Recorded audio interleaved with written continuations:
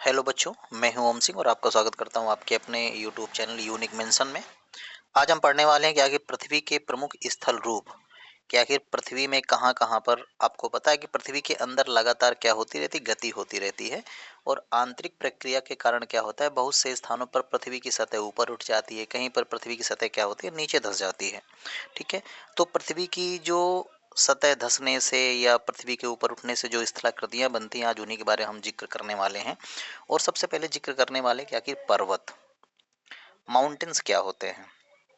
आपने देखा होगा कि एक ऐसी आकृति आपको कहीं ना कहीं देखने को मिलती है, खड़ी आकृति। और पर्वतों और पहाड़ों, इन दोनों में बेसिक डिफरेंस क्या होता है कि जो पर्वत होते हैं, पर्वतों का जो यहाँ पर क्या होती है, चोटी होती है। क्या होती है? चोटी होती है। और पर्वतों का जो ढाल होता है वो तीव्र होता है। क्या होता है? ढाल तीव्र होता है। या हम कह लें आमतौर पर, अगर समुद्र तल से 300 मीटर या हम कहें 500 मीटर से अधिक ऊंचा कोई भी स्थलकृति है और उसके पास चोटी है और उसका तीव्र ढाल है, तो उसको हम कह सकते हैं कि वो क्या है, एक पर्वत है। तो पर्वत बेसिकली समझ में आ गया। अब ये कि पर्वत श्रृंखला क्या होती है, तो पर्वतों से मिलकर क्या बनती है, श्रृंखला बन जाती है। एक पर्वत जुड़ा, उससे दूसरा पर्वत जुड़ा, उससे तीसरा पर्वत जुड़ा, तो ऐसे अगर आकृति आपको देखने को मिलती हैं तो ये कहलाती हैं पर्वत श्रृंखलाएं। क्या कहलाती हैं? पर्वत श्रृंखला। ठीक है। चले आगे देखते हैं पहाड़ी। पहाड़ी क्या होती है? बेसिकली पहाड़ी में बस एक बेसिक डिफरेंस होता है कि पहाड़ी की खुद की अपनी चोटी नहीं होती है। अगर आप शेप देखें, अगर मैं ऐसे शेप बना दूं, ठीक है, तो ये क्या है, पहाड़ी है, इसमें चोटी नहीं होती। वो चोटी नहीं होती है तो इसका मतलब इसका जो ढाल होता है वो मंद होता है, ज्यादा ढाल नहीं होता है। और क्या होता है कि ये आमतौर पर 300 मीटर से क्या होते हैं, छोटे होते हैं। तो इसलिए इनको क्या कहा जाता है, पहाड़ कहा जाता है। ठीक है। इतनी बात समझ में आ गई। देखिए कुछ ये आपके सामने चित्र है। ये क्या है? ये पर्वत है। ठीक है। आप देख रहे हैं यहाँ पर पर्वत है ये, और इसमें क्या है कि ये देखिए यहाँ पर क्या है, चोटियां हैं। ये चोटियां बनी हुई हैं यहाँ। ये चोटियां हैं, ये चोटियां इनकी, ये स्ट्रक्चर ऐसा आपको दिख रहा है, ये चोटियां हैं। ठीक है। तो पर्वत समझ में आ गया और पहाड़ी समझ में आ गई। देखिए एक पर्वत एक ये है,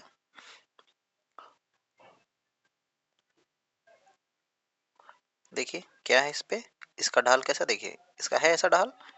ठीक है। चोटी यहाँ पर, ये ढाल क्या है इसका, तीव्र ढाल है, बहुत तेज ढाल होता है। ठीक है। चलिए आगे चलते हैं। अब देखते हैं पर्वत श्रृंखला भी बता दिया कि पर्वत श्रृंखला क्या है, कि पर्वतों से मिलकर जो बनती है उसे क्या कहते हैं, पर्वत श्रृंखला कहते हैं। ठीक। पठार, प्लेट्यू, आपने देखा होगा कि समुद्र तल से, समुद्र तल से ऊंचा उठा भाग,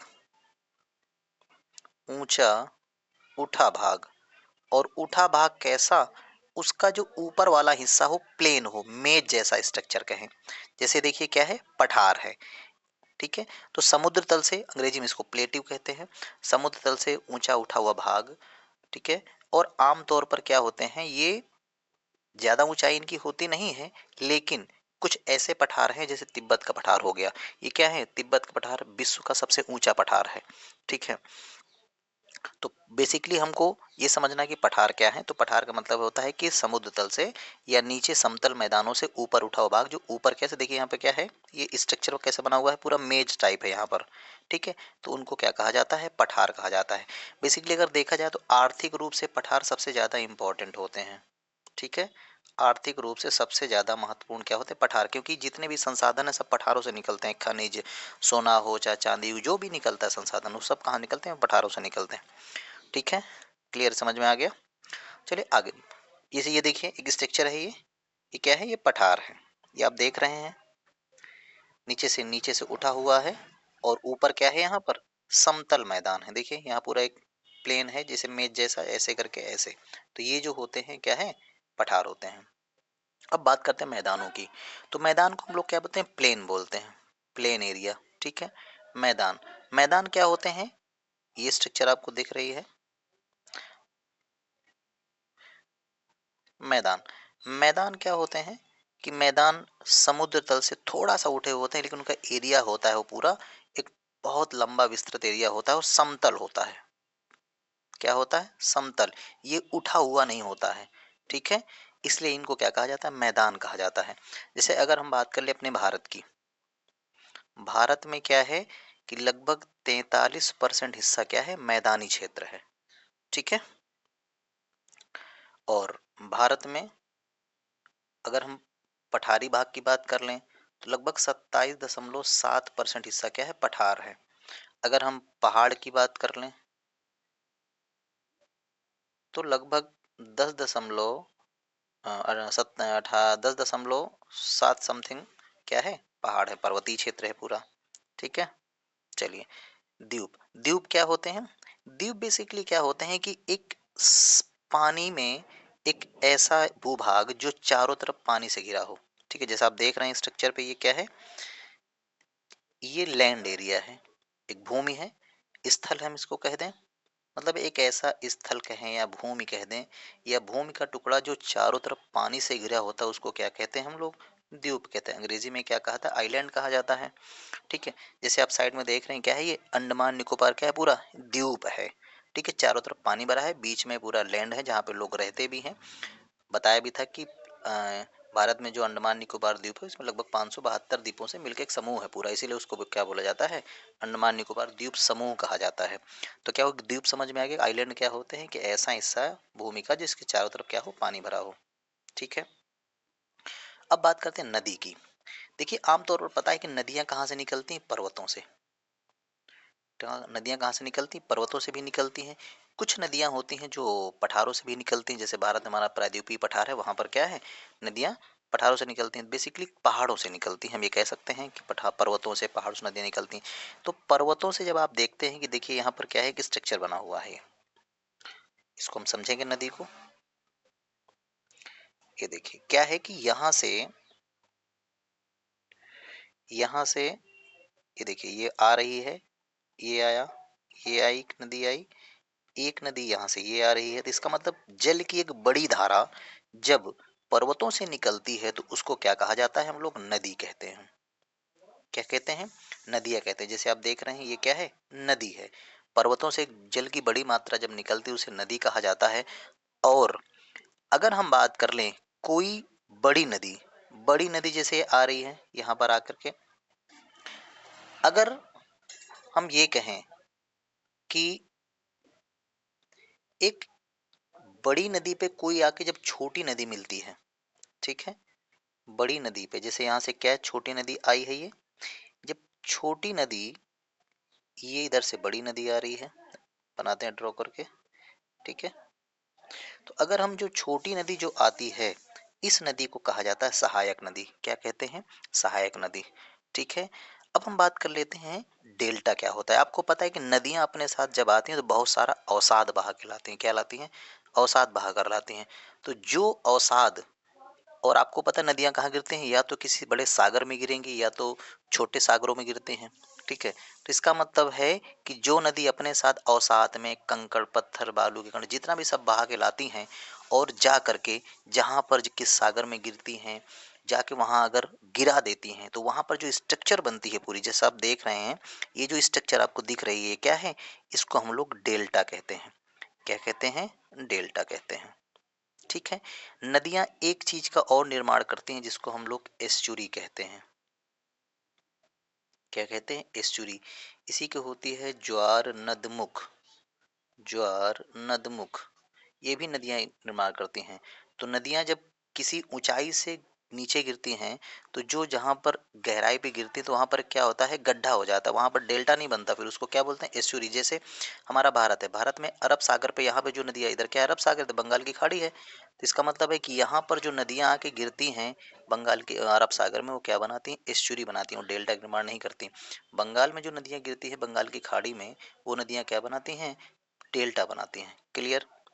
अब देखिए क्या है? नदी मुहाना। आप देखिए यहाँ पर स्ट्रक्चर पे, नदी मुहाने का मतलब होता है कि जहां पर नदी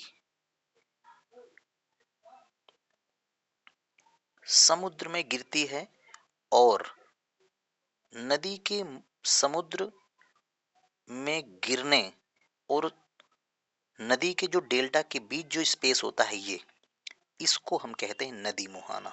नदी का मुंह जहां करके जाकर के डेल्टा बनता है और समुद्र के बीच की जो जगह होती है उसी को हम कहते हैं नदी मुहाना। ठीक है, हम बात कर लेते हैं वितरिका की। वितरिका क्या होती है? वितरिका का मतलब हो गया, आप देखिए यहाँ पर स्ट्रक्चर पे, रुक जाए एक मिनट, इरेज करके बताता हूँ।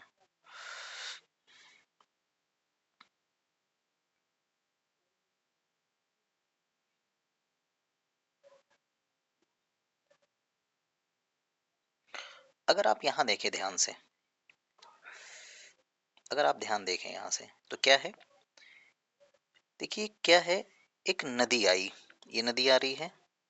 अब ये नदी आ रही यहाँ से, तो ये नदी की मुख्य धारा जो समुद्र में चली आती है, ठीक है, नदी की एक धारा जो समुद्र में आकर सीधे चली जाती है, उसी को कहा जाता है क्या? वितरिका। ठीक है, क्या कहते हैं उसी को? वितरिका कहते हैं। क्लियर है, समझ में आ गया? चलिए आगे चलते हैं। अब देखते हैं हम स्थल संधि क्या होती है। ठीक है, स्थल संधि क्या होती है, जल संधि क्या होती है। जल संधि को स्ट्रेट बोलते हैं, उस दिन मैंने बताया भी था, जिक्र हुआ था। आज जान लीजिए स्थल संधि क्या होते हैं। स्थल संधि मतलब ये क्या हो गया, स्थल हो गया, ये भी स्थल, जहां पर दो स्थल आपस में एक दूसरे से अलग हो रहे हों किसी जल से, तो क्या बोलेंगे? अगर हम इसको कहेंगे तो इसको हम बोलेंगे क्या? स्थल संधि। लेकिन अगर हम जब बात करेंगे कि जहां पर एक, जैसे हम कहते हैं कि, एक सेकंड,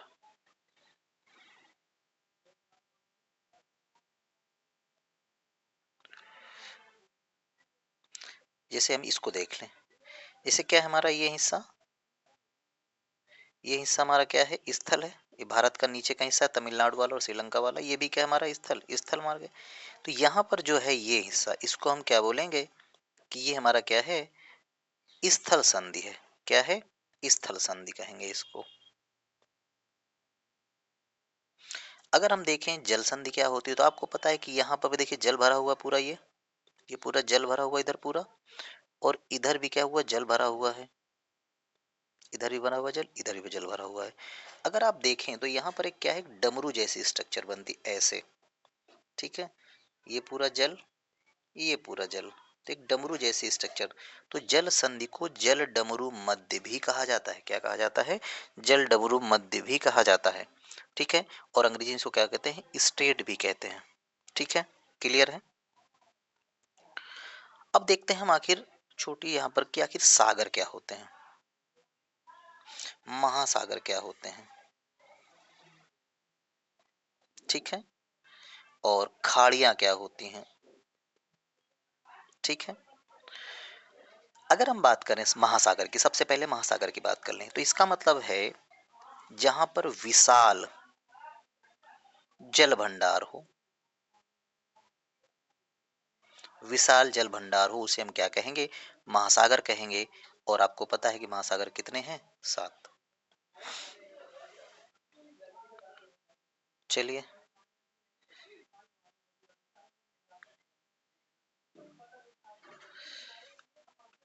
अगर हम सागर की बात करें, सागर क्या होते हैं? आमतौर पर महासागरों से छोटे होते हैं। क्या होते हैं? महासागरों से छोटे होते हैं। जैसे अगर हम कहें आपसे कि जैसे अरेबियन सी है ये, ठीक है, अरब सागर, क्या है? अरब सागर, अरब सागर।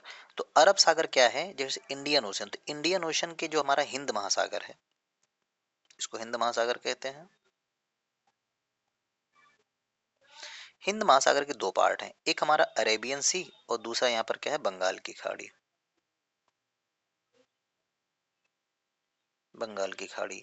तो इसका मतलब है कि आमतौर पर जो महासागर होते हैं, सबसे बड़े क्या होते हैं? महासागर। उसके बाद फिर क्या होते हैं? सागर होते हैं।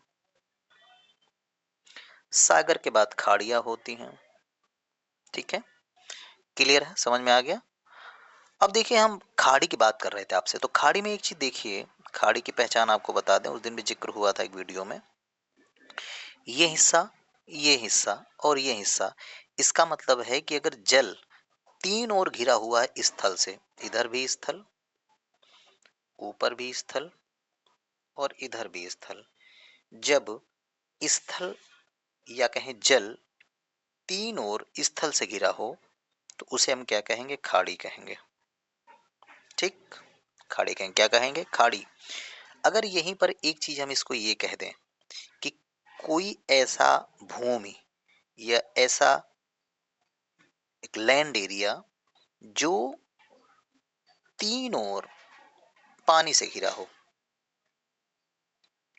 किससे घिरा हो? तीन ओर पानी से घिरा हो। जैसे आप देखिए यहां पर, अगर हम भारत की बात करें तो आपको पता है कि जो भारत हमारा है, भारत हमारा जो नीचे वाला हिस्सा है भारत का, प्रायद्वीपीय हिस्सा, जिसको हम प्रायद्वीपीय भारत भी कहते हैं, ये वाला जो हमारा भारत का हिस्सा है, ये क्या है? इधर क्या है? अरब सागर, इधर क्या है? बंगाल की खाड़ी, नीचे क्या है? हिंद महासागर। तो इसका मतलब होता है कि अगर कोई स्थल भाग, अगर स्थल भाग तीन ओर पानी से घिरा हो, तीन ओर पानी से घिरा हो, उसे हम कहते हैं प्रायद्वीप। क्या कहते हैं? प्रायद्वीप। ठीक है, तो आज जो मैंने पढ़ा है, कुछ बेसिक चीजें वो समझ में आ गई, क्लियर। मिलते हैं आपसे अगली वीडियो में, तब तक के लिए धन्यवाद।